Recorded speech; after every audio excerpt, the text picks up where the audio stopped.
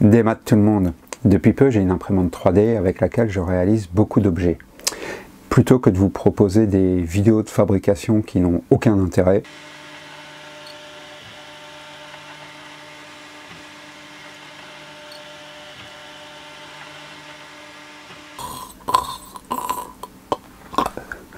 je ne vais pas non plus vous proposer des tutos parce qu'il en existe beaucoup et des très bien. D'ailleurs, je vous propose une petite sélection en description de youtubeurs que j'aime bien et qui ont des tutos vraiment très bien faits. Je souhaite que ma chaîne reste une chaîne de création, purement de création. Alors, du coup, autour des objets imprimés en 3D, je vais vous proposer des vidéos de conception. Comment j'ai réfléchi un objet, comment l'idée m'est venue, comment j'ai intégré les notions d'ergonomie, comment j'ai fait évoluer le projet en fonction des contraintes techniques, et puis aussi voir le prototypage par l'impression 3D. On m'a déjà demandé de faire apparaître plus souvent mes phases de dessin dans mes vidéos, donc là ça en sera l'occasion. Donc j'insiste, ce ne sont pas des tutos, ce ne sont pas des règles à suivre, c'est juste moi comment j'ai conçu tel ou tel objet, et ce serait génial que ça puisse vous aider sur un ou deux détails. Des fois il suffit d'avoir un autre point de vue sur un objet pour l'aborder différemment et donc résoudre les contraintes techniques d'une autre manière. L'intro était un peu longue, mais c'était pour clarifier le format. Donc après avoir visionné la vidéo, n'hésitez pas à me dire si ça vous a plu et si ce type de format vous intéresse, si vous en voulez d'autres. Pour commencer, je vous propose la réalisation d'un petit objet simple, mais qui pour ma courte carrière de youtubeur mobile, puisque j'ai deux ateliers, là j'ai celui-ci qui c'est bon, juste un petit établi, mais c'est dans mon appartement, et l'autre qui est plus loin en ville, je suis amené à filmer à deux endroits différents, et comme beaucoup de youtubeurs, je dispose d'un micro-cravate. Alors celui-là c'est le Boya. Pas cher, simple, voilà. Par contre, il a 4 mètres de fil. Et ça, vous pouvez faire ce que vous voulez. À chaque utilisation, c'est 5 minutes de détricotage pour enlever tous les nœuds. Même s'il est livré avec une petite pochette, ça ne loupe pas, à chaque fois il y a des nœuds. Je me suis donc lancé dans la conception d'un petit objet pour enrouler le fil et protéger le micro qui me semble être assez fragile, surtout que le fil est très fin, et d'autant plus que moi, comme je vous l'ai dit, j'ai deux ateliers et donc le micro est en permanence dans la pochette de mon sac à dos que j'emmène aussi sur les chantiers à gauche à droite, donc il est un peu malmené et je voulais absolument que la partie micro soit protégée. Alors d'un point de vue conception, comme pour les guides de coupe que l'on a vu récemment, j'utilise le plus souvent le biomimétisme tout en visant la simplicité et en ayant un maximum d'ergonomie dans mes objets. Donc j'essaie de prendre en compte tous les éléments, toutes les contraintes, et surtout que ce soit le plus pratique possible, qu'on n'ait pas plusieurs manipulations à faire pour avoir une seule action. Dans l'absolu même, j'essaye de pouvoir me servir des objets à une main. Ça, c'est vraiment pour moi le Saint Graal. Là, dans notre cas, qu'est-ce que l'on a? On a un boîtier. De ce boîtier partent deux fils, un qui est relativement court, avec le micro, et l'autre qui fait donc 4 mètres, avec la prise jack. En tenant compte de ces 5 éléments, c'est très simple. J'attrape le boîtier, j'enroule le fil, je protège le micro. Voilà, c'est fini. Allez, canavo! Bon, on va formaliser ces 3 actions avec des formes simples. Il y a d'abord le boîtier avec le fil, je simplifie. Après, nous avons le fil qui est à enrouler. Puis le micro avec sa pince croco. Et enfin, le dernier objet dont on n'a pas parlé tout à l'heure, c'est la prise jack. Parce qu'il va bien falloir la ranger elle aussi. Voilà. Donc là, on a 3 objets et une action. On va essayer d'en tirer 4 formes. Pour ranger le cylindre, on va lui faire un objet en forme de fer à cheval, dans lequel il va venir se clipser. Comme ça. Petite précision en vue de dessus. on a le boîtier vu de dessus, comme ça, avec le fil. La moitié de l'objet est là. L'objet que l'on vient de créer fait la moitié du boîtier. La moitié plus. Et là, en jouant sur la flexibilité du plastique, ça va permettre de clipser le boîtier. Donc, première forme, enrouler le fil. Bon, bah là, c'est simple, un cylindre. Et le fil vient s'enrouler autour. Deuxième forme, le micro.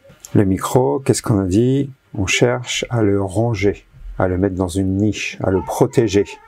Plutôt que de lui créer une nouvelle forme, on va voir s'il n'existe pas déjà une forme à côté dont on pourrait se servir. Et là, on vient de faire un gros cylindre. Et bien à ce moment-là, on le creuse.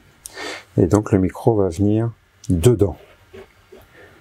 On reproduit le fait de venir protéger le micro à l'intérieur du fil.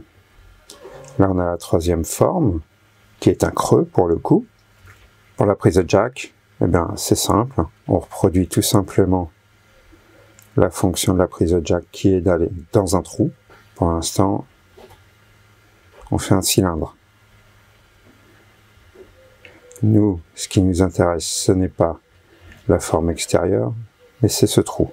Donc maintenant, on a nos 4 formes. À ce niveau-là, on pourrait déjà assembler nos 4 formes pour en faire un seul objet. Mais on va se pencher d'abord sur le micro. Le micro va dans son alcôve ici, pour qu'il reste en place et qu'il soit protégé. On pourrait par exemple faire un petit cache avec une charnière et un système de clips. Mais là, on rentre dans quelque chose qui va compliquer notre objet, alors que l'objectif est toujours de faire quelque chose de simple. Simple à utiliser et simple à fabriquer. Le micro dispose d'une pince croco pour s'accrocher aux vêtements. Autant utiliser cette pince. L'idée, ça va être de lui faire un simple support. Un petit support. Pour l'instant, c'est une plaque. Le micro sera donc pincé sur ce petit support. Il faut que le support soit assez fin pour ne pas forcer sur le ressort. Donc là, ça y est, on a réellement 4 actions, 4 formes. Maintenant, on peut en faire la synthèse. On va le faire à cheval. On vient coller derrière le cylindre. La forme destinée à recevoir la prise de jack. On va venir la mettre ici, par exemple. Donc en fait, nous, je répète, c'est un trou avant tout qu'on vient placer. Et donc ici, on va pouvoir venir épouser le vide qu'il y a ici. Donc là, c'est l'objet qui a dicté le tour du trou. Ensuite, le micro va donc venir derrière. Cette face-là est occupée par le boîtier et par la prise de jack. Il nous reste l'autre face ici. Donc, par transparence, on a le cylindre comme ça. Et à l'intérieur, on va venir mettre le petit support pour le micro. Alors bien sûr, ce sera en retrait pour laisser la place au micro. Arrivé à cette étape-là, on va placer les différents éléments du micro sur notre objet, de manière virtuelle. Là, on a la prise de jack, ici, avec son fil. Ici, on a le boîtier avec ses fils, et à l'intérieur le micro, qui du coup a un fil aussi. Vous voyez où je veux en venir? On enroule tout ça. On a un super objet, mais avec un fil qui dépasse, 2 fils, 3 fils, 4 fils. Et notre objectif est d'avoir quelque chose de propre. On va essayer de clipser les fils de la même manière qu'on a clipsé le boîtier ici. C'est-à-dire, je vais créer un rebord. Le dessin commence à devenir chargé, hein. Je vous le simplifierai après. On crée un rebord ici, on crée un rebord de l'autre côté. On va venir créer ce fer à cheval ici pour clipser le fil dans le rebord. Donc ici, on vient faire ce fameux fer à cheval et le fil va venir se clipser dedans. Je vous le fais en détail, ça donnera quelque chose comme ça, aux dimensions du câble, hein, bien sûr, ici. Donc du coup, on a un câble ici, un clips, un câble ici, un clips, un câble ici, un clips, un câble ici, un clips. Mais on est gaucher, on est droitier, on ne prend pas les objets toujours de la même manière, on ne les enroule pas toujours de la même manière, on ne met pas toujours la même tension. Du coup, les câbles ne vont jamais se retrouver au même endroit. Déjà, ce qu'on peut faire pour la prise jack, je rappelle, on a un trou traversant ici, et bien du coup, la prise jack, elle pourra être de ce côté-là, mais elle pourra être de l'autre côté aussi. Donc, son trou spécifique de ce côté-là, bah, ça se trouve, des fois, on en aura besoin de l'autre côté. Donc, le plus simple, ça va être d'en faire partout, des trous. On va donc faire un rebord, une collerette, avec toutes ces petites formes tout autour. On va avoir une espèce de roue dentée. Alors voilà, pour moi, arrivé ici, l'objet est fini. J'ai décidé de rester dans quelque chose de très formel, de très fonctionnel, donc je vais laisser l'objet tel quel. Je vais prendre les cotes et je vais aller le modéliser. Mais sinon, c'est à cette étape-là qu'on peut prendre en compte l'esthétisme. C'est à partir de maintenant qu'on va essayer de faire des formes un peu plus souples, de mettre des logos, de le personnaliser. C'est à partir de la forme fonctionnelle qu'on va réussir à se l'approprier. Donc moi j'ai décidé que l'objet était fini et que j'allais pouvoir le modéliser. Je vais passer aux cotes afin de pouvoir le modéliser. Et de la même manière que la forme de l'objet a été déterminée par sa fonction, les dimensions vont être déterminées par les dimensions de chaque objet. Première dimension importante, celle du boîtier, c'est donc sa hauteur, son diamètre. Le fil, on s'en moque un peu. La seule chose qu'il faudra prendre en compte, c'est que ça va faire un paquet de spires. Il ne faudra pas que l'objet, ici, soit trop fin. Donc, par exemple, vous pouvez très bien prendre un rouleau quelconque, enrouler votre fil et mesurer la dimension minimum dont vous avez besoin. Ensuite, on a le micro. Le micro, on a besoin de la longueur de la pince, de la mâchoire ici, mais aussi du volume du micro. Il ne faut pas que le micro touche les bords. Ici, il y a le fil qui ne doit pas être plié. Je rappelle, hein, c'est un produit vraiment pas cher, avec un fil très fin, donc très fragile. Et ici, c'est une mousse qui ne doit pas rester en pression quand il est rongé. Et en plus de ça, chose très importante, il faut que vous puissiez aller chercher les pinces à l'intérieur de la forme. Vous devez tenir compte de vos doigts. Donc le diamètre intérieur, ce sera les poignées de la pince, plus vos doigts. Je vous conseille toujours de mettre un peu de marge. Et pour finir, le diamètre de la prise jack, il y a des contraintes inhérentes à l'impression 3D dont il va falloir tenir compte dans ma modélisation. La première, l'impression 3D par dépôt de matière fait des objets par couche. Si par exemple vous imprimez un cylindre en position verticale, ce sera une sorte de dépôt de boudin de matière comme ça. Et du coup, l'objet est fragile au niveau de chaque couche. Et on va avoir les mêmes contraintes qu'avec les fibres du bois. Dans le cas de notre fer à cheval pour le micro, si je l'imprime à plat sur le plateau de l'imprimante, c'est-à-dire si l'objet est créé parallèlement au plateau, les couches seront elles aussi parallèles au plateau. Ce qui rend l'objet fragile au niveau des couches, c'est-à-dire ici, là. Et nous avons un cylindre à venir clipser dedans un cylindre qui va venir forcer sur la matière et du coup qui risque de casser la matière. Donc pour le fer à cheval, on va l'imprimer de manière verticale. Je refais en plus petit le plateau de la machine. Notre fer à cheval sera donc placé comme ça et on aura un objet qui sera cassant dans sa hauteur. Mais nous, ça ne nous pose aucun problème puisque les efforts, comme on l'a vu ici, seront sur les côtés et que toute cette longueur va être collée au cylindre. Donc, pas de problème. Deuxième contrainte due à l'impression 3D par dépôt de matière.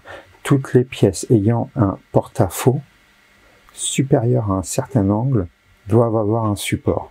Je m'explique. On voit le plateau de côté. On doit imprimer un arbre, par exemple, avec une branche. Ici. Les couches vont se déposer comme ça. On est d'accord. Arrivé ici, tout va bien. La buse est ici. Elle dépose la matière, tout va bien. Ici. Et arrivé là, le bourrelet de matière se retrouve au-dessus du vide. Et donc, la pièce aura cet aspect-là. Elle sera imprimée ici correctement. Et là, ici, toute la matière qui aurait dû être là va tomber. Du coup, pour régler ce problème-là, en même temps qu'on imprime la couche définitive ici, on met une couche temporaire ici, que l'on appelle un support, et qui monte en même temps. Donc en fait, tout est imprimé ensemble, ce qui fait que arrivé ici, cette couche-là a un support sur lequel s'appuyer et on peut faire toute l'impression. À la fin de l'impression, toute cette zone-là est cassée, s'enlève facilement.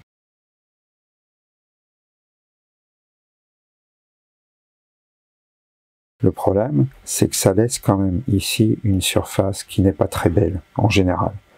La surface ici est moins belle que ailleurs. Et moi j'ai un petit objet. J'ai un petit objet et je veux qu'il soit propre partout.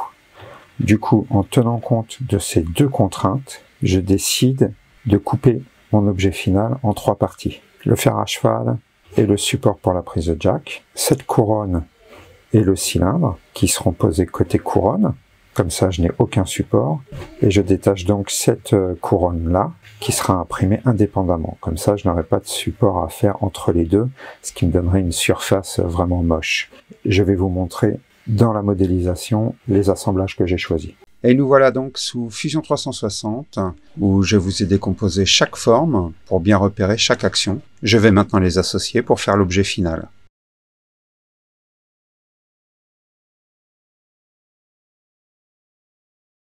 Et je finis par le couper en 3, tel qu'il sera imprimé. Vous pouvez voir les assemblages spécifiques qui faciliteront le collage. Une sorte de tonneau mortaise pour le support de boîtier, et le fameux emboîtement conique pour la rondelle et la bobine. J'envoie ça dans le logiciel Cura pour gérer tous les paramètres d'impression et générer le code. C'est parti pour l'impression. Il y a un changement de couleur en cours de route parce que ma bobine était vide, mais pas de problème, l'imprimante gère très bien ça. Et voilà, c'est fini. Allez, on passe au collage et au test. L'emboîtement conique est parfait, de même pour le boîtier sur son support, ainsi que la prise jack. Bon, malheureusement, l'espace creux censé accueillir le support de boîtier est rempli par un support beaucoup trop épais. Je n'arriverai pas à récupérer la forme initiale. Je vais donc simplement le coller en surface.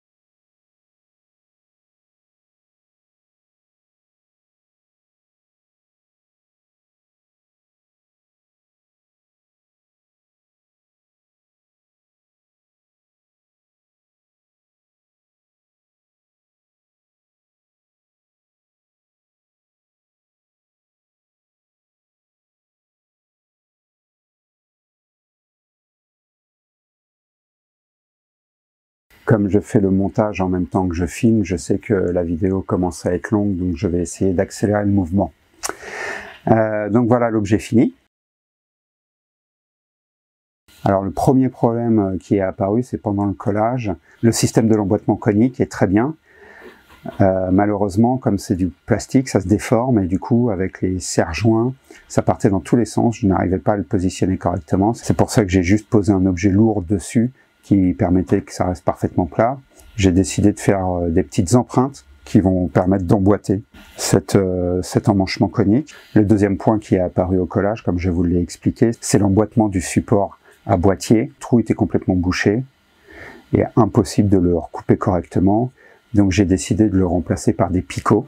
Ainsi, si le trou est trop bouché pour essayer de le reprendre au cutter, il suffit de prendre un forêt taille 6 pour refaire le trou. Le deuxième souci était au niveau de la prise de jack que j'avais du mal à attraper. Et donc du coup, je décide d'écarter un petit peu le trou du bord pour avoir un peu plus de marge. Et je rajoute aussi une petite signature. On lance tout de suite l'impression. Voilà donc le nouvel objet réimprimé. Donc au collage, l'emboîtement de la partie conique, parfaite. Ça tenait même tout seul. L'emboîtement avec les picots, parfait aussi. Aucun souci. J'ai pu tester pour la prise de jack. Ça marche très bien. Seul petit regret, c'est la signature qui n'est pas très propre. C'est trop petit, trop précis pour l'impression 3D. Le petit détail aussi dont je n'avais pas parlé, c'est la petite encoche qui suit toute la hauteur du support et qui correspond au bouton marche arrêt du boîtier. Et donc c'est pendant le tournage de cette vidéo, je cherchais comment vous expliquer à enrouler correctement le fil pour qu'il puisse en fait se clipser correctement dans les petites encoches là. Et c'est en cherchant la formulation de ma phrase que je me suis rendu compte du coup que si je dois vous expliquer que il faut l'enrouler correctement pour pouvoir se servir des encoches, c'est qu'en fait il y a un problème. Et donc du coup, je l'ai encore amélioré en agrandissant un petit peu les bagues et donc en écartant les trous. La réflexion qu'on peut en tirer, c'est que s'il y a besoin de trop d'explications pour un objet, c'est qu'il est mal pensé. Voilà donc ce que ça donne. Je vous ai laissé les objets directs de l'impression pour que ceux qui ne connaissent pas l'impression 3D voient ce que ça donne. Donc là, tout autour, c'est ce qu'on appelle une bordure. Et ça sert à éviter le warping. Le warping dans l'impression 3D, c'est quand le plastique refroidit trop rapidement et il va se rétracter en fait. Et donc la bordure permet d'augmenter la surface en contact avec le plateau et de jouer sur le refroidissement de la matière. Là on peut voir aussi les fameux supports dont j'avais parlé tout à l'heure. Donc ça va être cassé. Et voici donc la bague qui est 5 mm plus grande que la précédente. Donc j'assemble ça rapidement et puis on se fait un petit test final.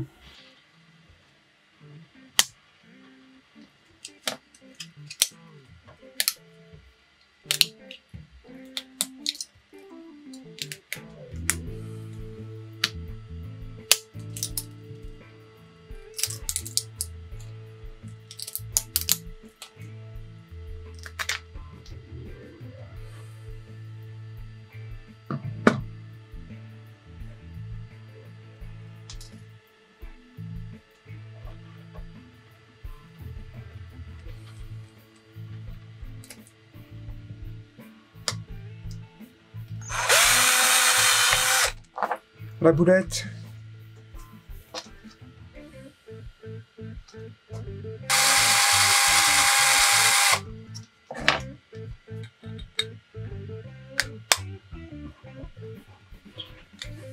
Le petit clac qui fait plaisir.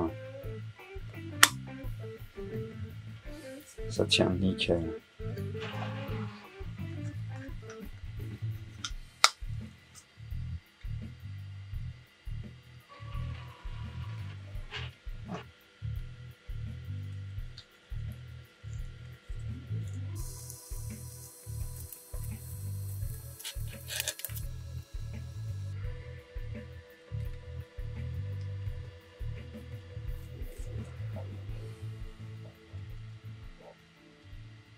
Bon, vous avez vu, petite boulette, ça a traversé. Pour pouvoir filmer, j'étais à bout de bras et je n'ai pas réussi à retenir la perceuse, ça a traversé.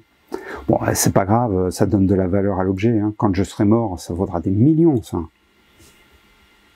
L'intérêt de faire le montage en même temps que je fais la vidéo aussi, c'est que je peux revenir sur des bêtises que j'ai dit avant. Quand j'ai dit qu'il suffisait de prendre n'importe quel rouleau pour déterminer l'encombrement qu'allait prendre l'Espire, bah du coup non.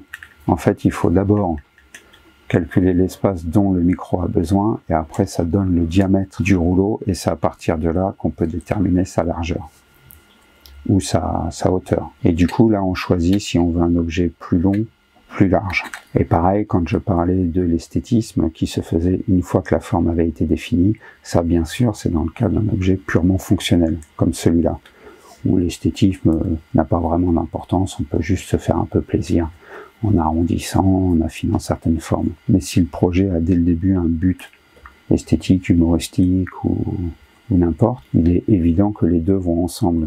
On a l'idée finale et les contraintes techniques, et donc du coup le projet va évoluer en même temps. Je suis bien placé pour en parler puisque la moitié de mes créations sont un peu fantaisistes. Je vous en prépare une là par exemple, d'un objet que j'ai fini hier. Là c'est carrément moitié esthétisme, moitié fonctionnel. Et les deux ont cheminé ensemble en fait. Je ne pouvais pas me séparer de l'esthétisme et du fonctionnel. Je suis en train de me dire qu'en fait on pourrait presque en faire un bonbon, un réglisse. Il y aurait quelque chose à faire avec ça. Une fois que le fil est en place, ça fait comme du réglisse. Oh non, je vais être obligé de le refaire. Oh, maintenant que j'ai ça en tête. Du coup, si cette pièce n'est toujours pas finie, c'est parce que je l'ai imprimée pendant le montage de cette vidéo. Comme je vous ai expliqué, c'est en cherchant mes phrases que je me suis rendu compte qu'il y avait un problème sur l'objet. Donc je vous le mets au propre, bien fini, bien poncé, tout beau, tout propre, tout collé. Et c'est cet objet du coup qui sera à gagner. Bon, j'ai bien conscience que c'est un lot qui ne va pas forcément intéresser tout le monde. Il faut être possesseur d'un micro-cravate Boya et ne pas avoir d'imprimante 3D. Donc si vous connaissez des gens que ça pourrait intéresser, bah, parlez-leur du concours. Pour participer au concours, comme d'habitude, c'est très simple. Il suffit de mettre dans les commentaires « Je profite du confinement pour m'entraîner au bignou et j'ai pu faire la connaissance de tous mes voisins ». Alors n'hésitez pas à me dire si ce format de vidéo vous convient. Si la vidéo est trop longue, ça par contre je ne pourrai rien y faire parce que j'aime bien parler et puis il faut quand même expliquer les choses. Par contre j'essaierai de multiplier les plans, les références visuelles pour avoir une vidéo moins statique. Je rappelle à Dom que c'est toi qui as gagné le précédent objet. Donc si tu ne te signales pas, je vais le remettre en jeu. Allez, bon confinement à tous. Kenavo.